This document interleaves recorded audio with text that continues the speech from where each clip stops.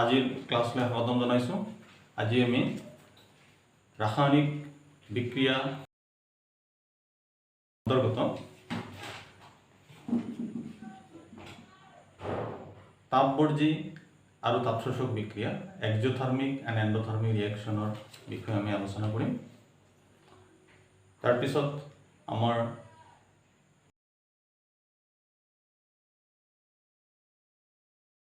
আৰু বিজাৰণ বিক্ৰিয়া বিষয়ে আলোচনা কৰিম আৰু শেষত জাৰক আৰু বিজাৰক পদাৰ্থৰ বিষয়ে আমি আলোচনা কৰিম। প্ৰথমতে আমি চাইছোঁ আমাৰ তাপবৰ্জী আৰু তাপশোষক বিক্ৰিয়া। এক্সচেঞ্জ অফ এনাৰ্জি শক্তিৰ বিনিময়ৰ ওপৰত তাপ শক্তিৰ বিনিময়ৰ ওপৰত ভিত্তি কৰি আমাৰ বিক্ৰিয়াবোৰক দুটা ভাগত ভাগ কৰা হৈছে। এটা হল আমাৰ তাপবৰ্জী বিক্ৰিয়া, ইংলিছত কোৱা হয় এক্সোথাৰ্মিক ৰিয়েকশ্যন, আৰু আন এটা হৈছে আমাৰ তাপগ্ৰাহী বা তাপশোষক বিক্ৰিয়া, ইংৰাজীত কোৱা হয় আমাৰ এণ্ডোথাৰ্মিক ৰিয়েকশ্যন। তো চোৱা যাওক এনেকুৱা। তো আমাৰ প্ৰথমতে আমি চাম তাপবৰ্জী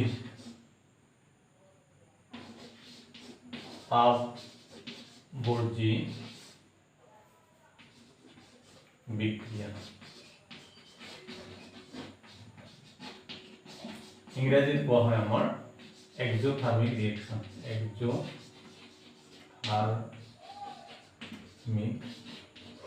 ৰিয়েকশ্যন।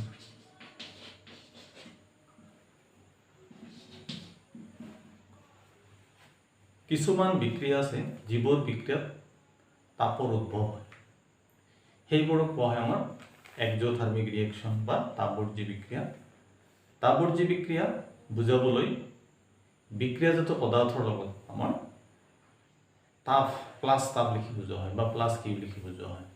উদাহৰণস্বৰূপে চোৱা যাওক, আমাৰ কেলছিয়াম বা কাৰ্বন ধৰিলোঁ, কাৰ্বন বা কয়লাৰ দহনত তাপ উৎপন্ন হয়। কাৰ্বন প্লাছ অক্সিজেন, এইটো কাৰ্বন ডাই অক্সাইড। কাৰ্বন গোটা হয়, অক্সিজেন গেছ হয়, এইটো কাৰ্বন ডাই অক্সাইড গেছ হ'ব ভৌতিক অৱস্থা, আৰু লগতে ইয়াত তাপ উৎপন্ন হ'ব। জীৱৰ বিক্ৰিয়াত বিক্ৰিয়াজাত পদাৰ্থ উৎপন্ন হোৱাৰ লগতে তাপ উৎপন্ন হয়, সেইবোৰ বিক্ৰিয়াকে কয় আমাৰ তাপবৰ্জী বিক্ৰিয়া বা এক্সোথাৰ্মিক ৰিয়েকশ্যন বুলি কোৱা হয়। ইয়াত আৰু এটা মই দিছোঁ উদাহৰণ, আমাৰ হাইড্ৰকাৰ্বন, মিথেন। হাইড্ৰকাৰ্বনৰ যদি দহন ঘটোৱা হয়, হাইড্ৰকাৰ্বনৰ দহনত সদায় দুটা বস্তু উৎপন্ন হয়, কাৰ্বন ডাই অক্সাইড উৎপন্ন হয় আৰু পানী উৎপন্ন হয়, আৰু লগতে আমাৰ তাপ উৎপন্ন হয়। এইটো এটা আমাৰ তাপবৰ্জী বিক্ৰিয়াৰ উদাহৰণ। এইটো আমাৰ গেছ হ'ব, মিথেন গেছ হিচাপে থাকিব, অক্সিজেন ভৌতিক অৱস্থা গেছ, কাৰ্বন ডাই অক্সাইডৰ ভৌতিক অৱস্থা গেছ, আৰু পানী হ'ব তৰল বা লিকুইড। তেনেহ'লে আকৌ এবাৰ কৈছোঁ, যিবোৰ ৰাসায়নিক বিক্ৰিয়াত বিক্ৰিয়াজাত পদাৰ্থ উৎপন্ন হোৱাৰ লগতে তাপ উৎপন্ন হয়, সেইবোৰক কোৱা হয় আমাৰ তাপবৰ্জী বিক্ৰিয়া। তাপবৰ্জী বিক্ৰিয়া বুজাবলৈ বিক্ৰিয়াজাত পদাৰ্থৰ লগত প্লাছ তাপ বা প্লাছ কিউ লিখি বুজোৱা হয়। তো তাপবৰ্জী বিক্ৰিয়া হৈ গ'ল। এতিয়া নেক্সট আমি চাম তাপগ্ৰাহী বিক্ৰিয়া।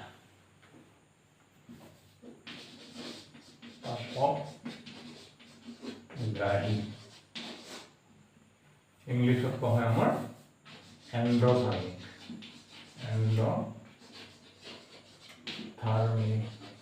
ৰিয়েকশ্যন। তাপগ্ৰাহী বিক্ৰিয়া কি চোৱা যাক। আমাৰ কিছুমান ৰাসায়নিক বিক্ৰিয়া আছে যিবোৰত তাপৰ শোষণ ঘটে, অৰ্থাৎ তাপৰ প্ৰভাৱতহে, তাপ পালেহে বিক্ৰিয়াটো সংঘটিত হয়। তেনেকুৱা বিক্ৰিয়াকে কয় আমাৰ তাপগ্ৰাহী বা তাপশোষক বিক্ৰিয়া বুলি কোৱা হয়। তেনেকৈ উদাহৰণ চোৱা যাওক, যেনেকৈ নাইট্ৰজেন N2, নাইট্ৰজেন গেছ হ'ব ভৌতিক অৱস্থা।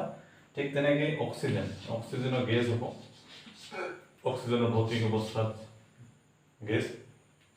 এই দুটা বিক্ৰিয়া কৰিলে নাইট্ৰজেনৰ অক্সাইড উৎপন্ন হয়। নাইট্ৰজেনৰ অক্সাইড উৎপন্ন হয়, এইটো আমাৰ গেছ হ'ব। ইয়াত নাইট্ৰজেন দুটা আছে, অক্সিজেন দুটা আছে, ইয়াত 2 দিব লাগিব। এই বিক্রিয়াটো কি হয় আমাৰ, এই বিক্রিয়াটো তাপ পালেহে বিক্রিয়াটো সংঘটিত হয়। এটা তাপ দিব লাগিব, ইয়াত তাপ পালে বিক্রিয়াটো সংঘটিত হয়। গতিকে ইয়াত নাইট্ৰজেন অক্সিজেন লগ লাগি নাইট্ৰজেনৰ অক্সাইড উৎপন্ন হয়, আমাৰ এইটো উৎপন্ন হ'ব। এইটো গেছ, ভৌতিক অৱস্থা গেছ, সেইকাৰণে জি লিখা হয়। তো এইটো এটা আমাৰ তাপগ্ৰাহী বিক্ৰিয়া হয়। ইয়াত তাপ শোষণ ঘটিছে, ইয়াত তাপ। আৰু এটা বিক্ৰিয়া চোৱা যাওক, কাৰ্বন আমাৰ সলিড হয়, কাৰ্বনৰ লগত আমাৰ সালফাৰো আমাৰ সলিড হয় গোটা। ইয়াৰ লগত তাপ দিব লাগিব, তাপ পালে আমাৰ এই বিক্ৰিয়াটো সংঘটিত হয়।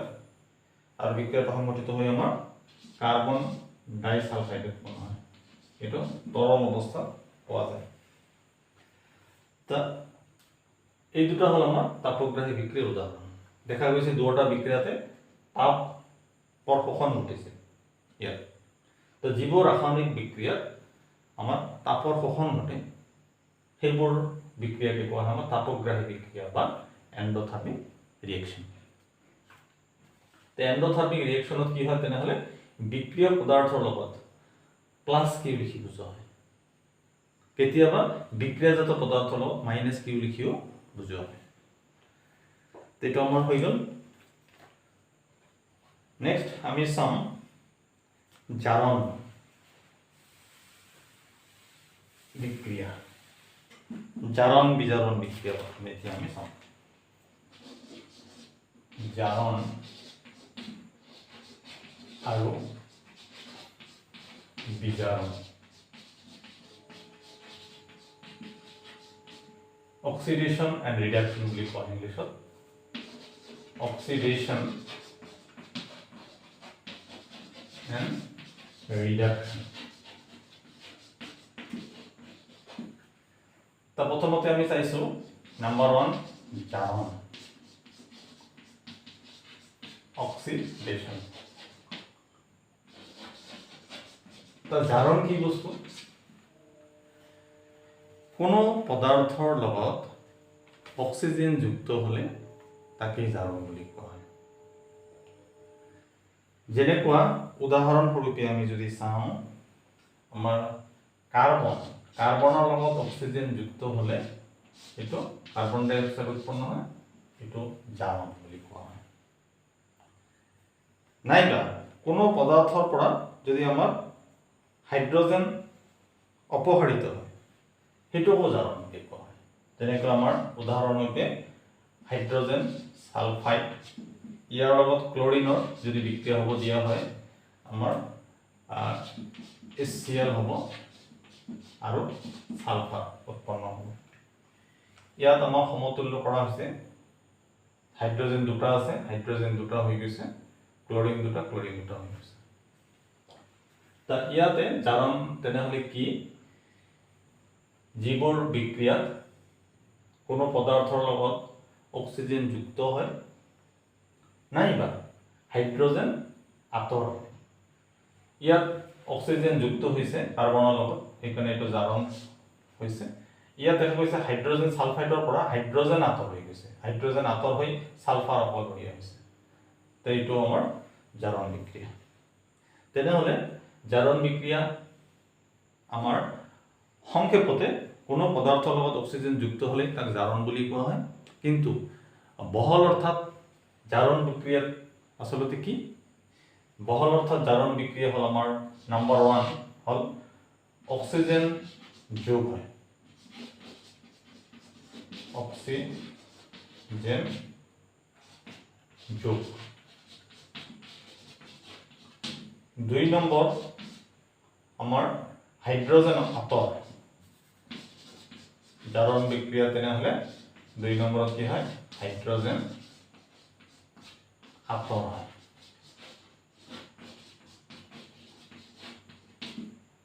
3 নম্বৰ হল ইয়াত ইলেক্ট্ৰনৰ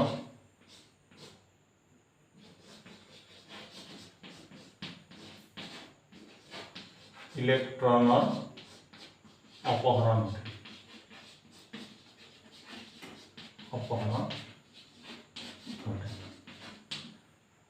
তেনেহলে আৰু আছে বহুত টোটাল 5টা কন্ডিশন আছে মই 3টা কন্ডিশনে লিখি দিছো তেনেহলে জাৰণ হল কোনো পদাৰ্থৰ লগত অক্সিজেন যুক্ত হলে তাক জাৰণ বুলি কোৱা হয় বহল অৰ্থাৎ জাৰণ হল যে অক্সিজেন যুক্ত হয় ইয়াত হাইড্ৰোজেন আঁতৰ হয় আৰু 3 নম্বৰ ইলেক্ট্ৰন অপহৰণ হয় আমাৰ ইলেক্ট্ৰনীয় ধাৰণাৰ ভিত্তিত জাৰণৰ সংজ্ঞা দিব পাৰি যে কোনো পদাৰ্থৰ পৰা ইলেক্ট্ৰন আঁতৰ হলে তাকে জাৰণ বুলি কোৱা হয়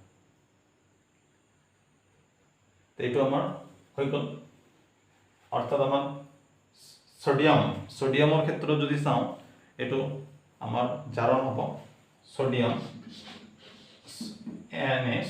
ইয়াৰ পৰা আমাৰ সোডিয়াম পৰা যদি আমাৰ হেৰি ওলাই যায় ইলেক্ট্ৰন ত্যাগ এই সোডিয়াম পৰমাণু যদি ইলেক্ট্ৰন এৰি দিয়ে তেনেহলে সোডিয়াম ধনাত্মক হৈ যাব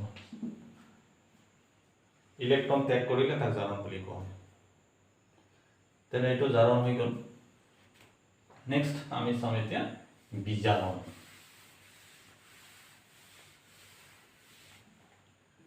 ইংলিছত কোৱা হয় ৰিডাকশন বিজাৰণ ৰিডাকশন জাৰণ প্ৰক্ৰিয়া আমাৰ বিজাৰণত বিপৰীত হয় তা বিজাৰণত কি হয় তেনেহলে যেনেকৈ জাৰণত কি হৈছে কোনো পদাৰ্থৰ লগত অক্সিজেন যুক্ত বা হাইড্ৰোজেন আঁতৰ হলে তাকে কোৱা হয় জাৰণ তা বিজাৰণ হল জাৰণৰ বিপৰীত প্ৰক্ৰিয়া তা বিজাৰণত কি হয় ইয়াত কোনো পদাৰ্থৰ লগত হাইড্ৰোজেন যুক্ত বা অক্সিজেন আঁতৰ হলে তাকে কোৱা হয় আমাৰ বিজাৰণ বুলি কোৱা হয় যেনেকুৱা উদাহৰণ চোৱা যাওক উদাহৰণ যদি আমি চাওঁ হাইড্ৰোজেন যুক্ত যেনেকৈ হাইড্ৰোজেন প্লাস ক্লোৰিন এই দুটা লগ লাগিলে আমাৰ HCl হয় হাইড্ৰোজেন ক্লোৰাইড ইয়াত হাইড্ৰোজেন দুটা ক্লোৰিন দুটা ইয়াত দুই দিলে সমতুল্য হৈ যাব তো এইটো এটা আমাৰ বিজাৰণ বিক্ৰিয়া হ'ল ঠিক তেনেকৈ আৰু এটা চোৱা যাওক হাইড্ৰোজেন যুক্ত এতিয়া অক্সিজেন আঁতৰ এটা চোৱা যাওক অক্সিজেন আঁতৰ জিংক অক্সাইড প্লাস কাৰ্বন ইয়াৰ লগত বিক্ৰিয়া সংঘটিত হলে কি হয় জিংক হয় এই অক্সিজেন আঁতৰ হৈ গ'ল জিংক হল আৰু কাৰ্বন মনোক্সাইড উৎপন্ন হয় এই দুটা আমাৰ সূত্ৰৰ পৰা আমি গম পালো যে কোনো পদাৰ্থৰ পৰা যদি হাইড্ৰোজেন কোনো পদাৰ্থৰ লগত হাইড্ৰোজেন যুক্ত নাইবা অক্সিজেন যদি আঁতৰ হয় তেনেহলে তাকে কোৱা হয় আমাৰ বিজাৰণ বিক্ৰিয়া বিজাৰণ বিক্ৰিয়া তেনেহলে ইয়াতো তিনিটা কথা সংঘটিত হয় ইয়াত বিজাৰণ প্ৰক্ৰিয়াত কি হয় তে এক নম্বৰ কি যে হাইড্ৰোজেন যোগ হয় দুই নম্বৰ কি অক্সিজেন আমাৰ আঁতৰ হয় তিনি নম্বৰ কি আমাৰ ইলেক্ট্ৰন আহৰণ হয়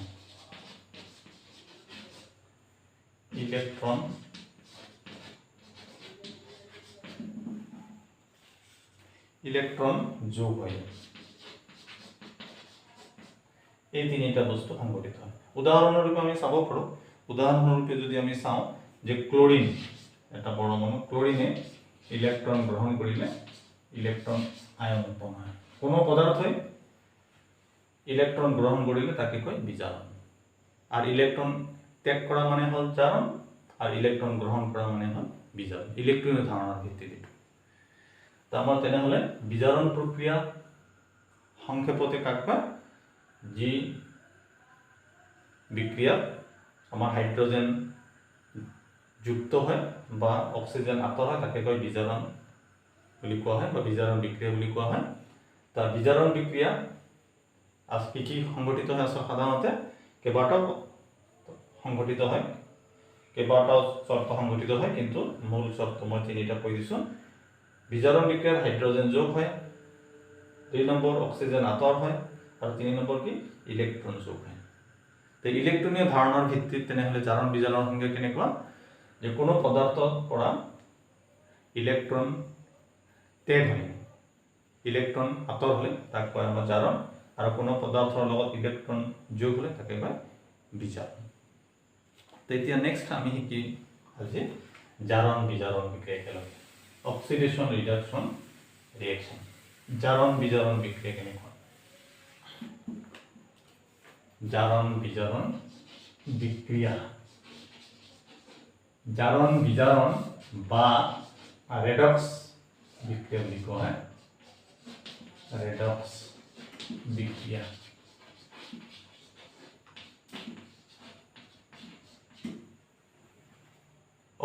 oxidation reduction reaction, oxidation reduction reaction और redox reaction दिया हुआ है, redox reaction। ইয়াত কি হল জারণ বিজারণ বিক্রিয়া, আমার নামতে কাম আছে জারণ জারণ বিজারণ বিক্রিয়া বুলি কয় এটা। তার মানে জীবর বিক্রিয়া জারণ আর বিজারণ প্রক্রিয়া একেলগে সংঘটিত হয়, সেইবোৰ বিক্ৰিয়াকে কোৱা হয় আমাৰ জাৰণ বিজাৰণ বিক্ৰিয়া বা ৰেডক্স বিক্ৰিয়া বুলি কোৱা হয়।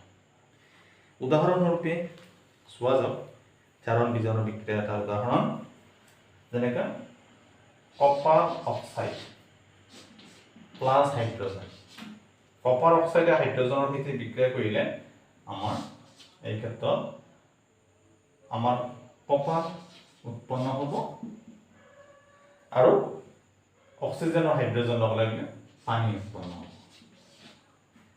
ইয়াত কোনো পদাৰ্থৰ পৰা যদি আমাৰ কোনো পদাৰ্থৰ সৈতে অক্সিজেন যোগ হয় তাকে কোৱা হয় জাৰণ। তেনেতো হাইড্ৰোজেনৰ লগত অক্সিজেন যোগ হৈছে, তেতিয়া হ'ব আমাৰ জাৰণ। আৰু কোনো পদাৰ্থৰ পৰা হাইড্ৰোজেন যদি মুক্ত হৈ যায়, অক্সিজেন মুক্ত হলে,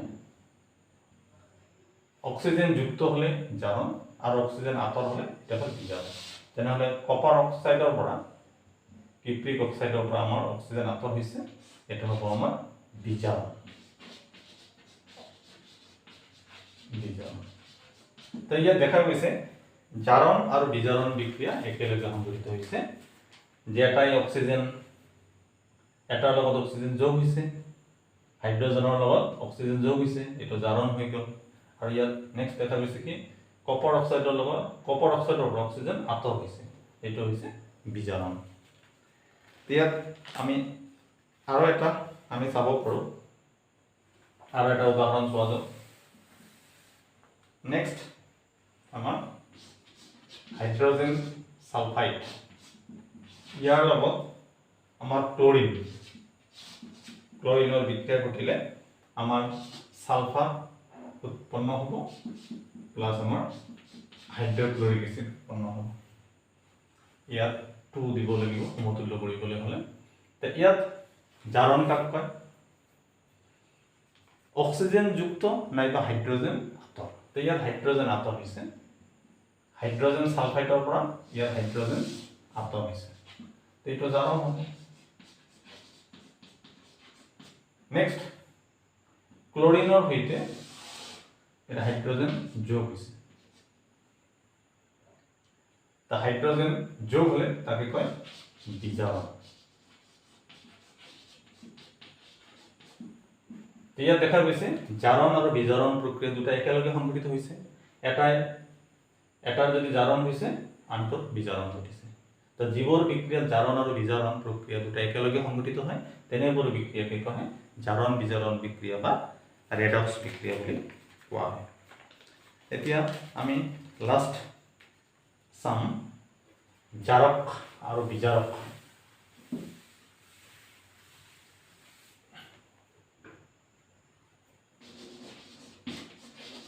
জাৰক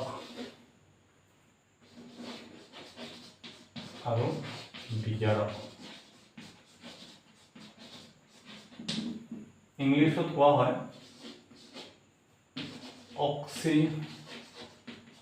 অক্সিডাইজিং এজেন্ট এণ্ড বিজাৰকক কোৱা হয় ৰিডিউচিং এজেন্ট বুলি কয়। Reducing agent. তাৰ প্ৰথমতে আমি জাৰকটো চাই আছো।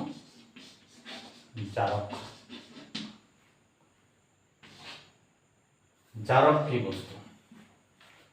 জাৰক হ'ল আমাৰ যিবোৰ বিক্ৰিয়কৰ উপস্থিতিত জাৰণ প্ৰক্ৰিয়া সংঘটিত হয়। উদাহৰণস্বৰূপে আমি যদি চাওঁ আমাৰ সোডিয়াম প্লাছ আমাৰ ক্লোৰিন এই দুটাৰ মাজত বিক্ৰিয়া ঘটিলে আমাৰ সোডিয়াম ক্লোৰাইড উৎপন্ন হ'ব। ইয়াত সোডিয়াম হ'ব আমাৰ বিজাৰক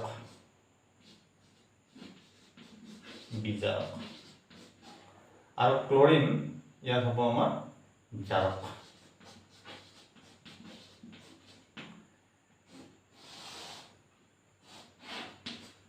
এতিয়া জাৰক হ'ল সোডিয়ামে ইলেক্ট্ৰন এৰি দিছে, এৰি দি সোডিয়াম ধনাত্মক হৈছে। ইলেক্ট্ৰন এৰি দিলে কি হয়? ইলেক্ট্ৰন এৰি দিলে জাৰণ বুলি কয় বা জাৰিত হৈছে বুলি ক'ব পাৰি। জাৰিত হৈছে বা জাৰণ ঘটিছে। আৰু ক্লোৰিন হ'ল জাৰক পদাৰ্থ। ই ইলেক্ট্ৰন গ্ৰহণ কৰিছে, ইলেক্ট্ৰন গ্ৰহণ কৰি নেগেটিভ হৈছে, গতিকে এটা হৈছে বিজাৰিত হৈছে। বিজাৰিত হৈছে। তেনেহ'লে জাৰক পদাৰ্থ কি? যিবোৰ বিক্ৰিয়কৰ উপস্থিতিত কোনো এটা পদাৰ্থ যা আমাৰ জাৰণ ঘটে। যিবোৰ বিক্ৰিয়কৰ উপস্থিতিত কোনো এটা পদাৰ্থ জাৰণ ঘটে বা জাৰণ প্ৰক্ৰিয়া সংঘটিত হয়, তেনে বিক্ৰিয়কবোৰকে কোৱা হয় আমাৰ জাৰক বুলি কোৱা হয়। যেনেকুৱা আমাৰ কি জাৰক পদাৰ্থ, যেনেকৈ অক্সিজেন এটা জাৰক পদাৰ্থ হয়, ক্লোৰিন এটা জাৰক পদাৰ্থ হয়, সালফাৰ এটা জাৰক পদাৰ্থ হয়, নাইট্ৰিক এচিড HNO3 এইবিলাক একোটা জাৰক পদাৰ্থ হয়। এতিয়া বিজাৰক কোনটো? বিজাৰক এতিয়া চাইছো। বিজাৰক হ'ল কি? যিবোৰ বিক্ৰিয়কৰ উপস্থিতিত কোনো এক পদাৰ্থ বিজাৰিত হয়। আকৌ এবাৰ কৈছো, যিবোৰ বিক্ৰিয়কৰ উপস্থিতিত কোনো এক পদাৰ্থ বিজাৰিত হয়, সেই বিক্ৰিয়কবোৰকে কোৱা হয় আমাৰ বিজাৰক বুলি। বিজাৰক পদাৰ্থ কোনবিলাক? যেনে কাৰ্বন বিজাৰক হয়, হাইড্ৰজেন বিজাৰক পদাৰ্থ হয়, ঠিক তেনেকৈ আমাৰ হাইড্ৰজেন সালফাইড বিজাৰক হয়, সালফাৰ ডাই অক্সাইড বিজাৰক হয়, আইৰন সালফেট বিজাৰক হয়, ইত্যাদি বহুত আছে। তেনেহ'লে আমাৰ ইয়াত এই উদাহৰণটোত আমাৰ দেখা গৈছে, ইয়াত সোডিয়াম আৰু ক্লোৰিন মাজত বিক্ৰিয়া হ'লে আমাৰ সোডিয়াম ক্লোৰাইড উৎপন্ন হয়। আমাৰ সোডিয়াম হ'ল বিজাৰক, সোডিয়াম হ'ল বিজাৰক আৰু ক্লোৰিন হ'ল জাৰক। সোডিয়ামে অক্সিজেন এৰি দিছে, ইলেক্ট্ৰন এৰি সোডিয়াম আয়ন সৃষ্টি কৰিছে, সেইটো জাৰিত হৈছে। আৰু ক্লোৰিনে এই ইলেক্ট্ৰন গ্ৰহণ কৰি আমাৰ বিজাৰিত হৈছে। অৰ্থাৎ বিজাৰক পদাৰ্থই আমাৰ জাৰিত হয় আৰু জাৰক পদাৰ্থই নিজে বিজাৰিত হয়। এইখিনি আমাৰ হৈ গ'ল। তেনেহ'লে আৰু এটা কথা আৰু কি, যে আটাইবোৰ ধাতুই বিজাৰক পদাৰ্থ হয়। সেইকাৰণে এই যে ধাতু, সোডিয়াম এটা ধাতুৰ আমাৰ জাৰিত হৈছে, ধাতু বিজাৰক। সকলোবোৰ ধাতুৱে কি? বিজাৰক পদাৰ্থ হয়। শেষত আকৌ এবাৰ ৰিপিট কৰাই দিছোঁ। আমাৰ কি শিকিলোঁ আজি? যে নাম্বাৰ 1, তাপবৰ্জী আৰু তাপশোষক বিক্ৰিয়া কি? যিবোৰ বিক্ৰিয়াজাত পদাৰ্থ উৎপন্ন হওয়াৰ লগতে তাপৰ উদ্ভৱ হয়, সেইবোৰক কোৱা হয় তাপবৰ্জী বিক্ৰিয়া। আৰু যিবোৰ বিক্ৰিয়াত তাপৰ শোষণ ঘটে সেইবোৰক কোৱা হয় তাপগ্ৰাহী বা তাপশোষক বিক্ৰিয়া। নেক্সট আমাৰ নাম্বাৰ 2 জাৰণ কাক কয়? জাৰণ আৰু বিজাৰণ কি? কোনো পদাৰ্থৰ লগত অক্সিজেন যুক্ত হলে নাইবা হাইড্ৰজেন আঁতৰ হলে তাকে কোৱা হয় জাৰণ বা জাৰণ বিক্ৰিয়া। আনহাতে কোনো পদাৰ্থৰ লগত হাইড্ৰজেন যুক্ত বা অক্সিজেন আঁতৰ হলে তাক কয় আমাৰ বিজাৰণ বিক্ৰিয়া। নেক্সট হ'ল কি জাৰণ বিজাৰণ বিক্ৰিয়া বা ৰেডক্স বিক্ৰিয়া কি? যিবোৰ বিক্ৰিয়াত জাৰণ আৰু বিজাৰণ একেলগে সংঘটিত হয়। জাৰণ আৰু বিজাৰণ প্ৰক্ৰিয়া দুটো একেলগে সংঘটিত হয় তাকে কয় জাৰণ বিজাৰণ বিক্ৰিয়া বা ৰেডক্স বিক্ৰিয়া। লাষ্ট আমাৰ কি শিকিলো? লাষ্টত আমি শিকিলো জাৰক আৰু বিজাৰক পদাৰ্থ। জাৰক কোনবিলাক? যিবোৰ বিক্ৰিয়কৰ উপস্থিতিত জাৰণ প্ৰক্ৰিয়া সংঘটিত হয় তাকে কোৱা হয় জাৰক। তাৰ জাৰক উদাহৰণ কোনবিলাক? এই oxygen, chlorine, sulphur, nitric acid ইত্যাদি এইবিলাক আমাৰ জাৰক পদাৰ্থ। আনহাতে বিজাৰক কোনবিলাক? বিজাৰক পদাৰ্থ যিবোৰ বিক্ৰিয়কৰ উপস্থিতিত কোনো এক পদাৰ্থ বিজাৰিত হয় সেইবোৰক কোৱা হয় আমাৰ বিজাৰক। সেইবোৰ বিক্ৰিয়কক বিজাৰক পদাৰ্থ বুলি কোৱা হয়। আটাইবোৰ ধাতুৱেই বিজাৰক পদাৰ্থ হয়। বিজাৰকৰ উদাহৰণ কি?